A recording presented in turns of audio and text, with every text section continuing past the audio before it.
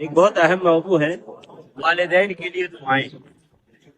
میں چاہتا ہوں کہ والدین کے لیے دعائیں قرآن مجید میں ہے، وہ دعائیں آپ لوگوں کو بتلا دوں تاکہ سارے مسلمان اپنے والدین کے لیے دعا کریں، اور پھر ہر والدین اپنے اولاد کو یہ دعائیں سکھائیں۔ دیکھیے، اللہ رب العالمین نے قرآن مجید میں والدین کے بڑے حقوق بیان فرمائے ہیں۔ اللہ رب العالمین نے فرمایا وَقَضَىٰ رَبُّكَ أَلَّا تَعْبُدُوا إِلَّا إِيَّاهُ وَبِالْوَالِدَيْنِ إِحْسَانًا۔ اللہ رب العالمین نے صرف اپنے عبادت کا حکم دیا ہے، اور پھر ساتھ میں والدین کے ساتھ احسان کا حکم دیا ہے۔ پھر اللہ نے ایک اور جگہ فرمایا وَاعْبُدُوا اللَّهَ وَلَا تُشْرِكُوا بِهِ شَيْئًا وَبِالْوَالِدَيْنِ إِحْسَانًا۔ اللہ کی عبادت کرو، اس کے ساتھ کسی کو شریک نہ کرو، اور والدین کے ساتھ احسان کرو۔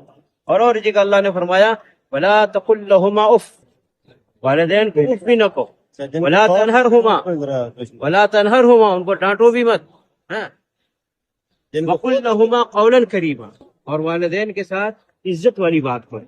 تو اللہ رب العالمین نے والدین کے بارے میں قرآن میں بہت ساری احکامات اور تعلیمات دی ہیں، ان کے حقوق بتلائے ہیں، میرے والد صاحب بہت کیسے کرنا ہے، ان کے ساتھ کیسے رہنا ہے، کیسے باتیں کرنا ہے، ان کی کیسے خدمت کرنا ہے، یہ سب اللہ رب العالمین اور اللہ کے نبی صلی اللہ علیہ وسلم بیان فرمائے۔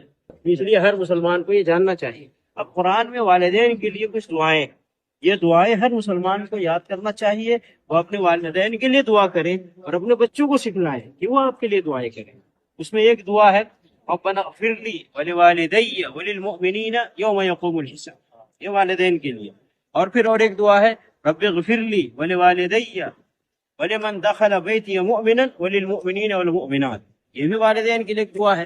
اور ایک دعا ہے رب ارحمہما کما ربیانی صغیرا، یہ بھی والدین کے لیے دعا ہے۔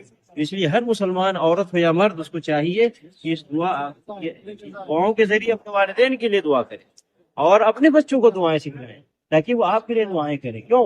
نبی صلی اللہ علیہ وسلم نے فرمایا کہ اذا مات ابن آدم، جب انسان مر جاتا ہے تو وہ کچھ عمل نہیں کر سکتا، لیکن مرنے کے بعد نیک اولاد کی دعاؤں کا فائدہ پہنچتا ہے۔ ولد صالح یدعو له، جب نیک اولاد دعا کرتی ہے تو اس کا فائدہ والدین کو پہنچتا ہے۔ اس کا مطلب یہ ہے کہ والدین کے لیے دعائیں کثرت سے کرنی چاہیے، اور والدین کی والی دعائیں اپنے اولاد کو سکھانی چاہیے۔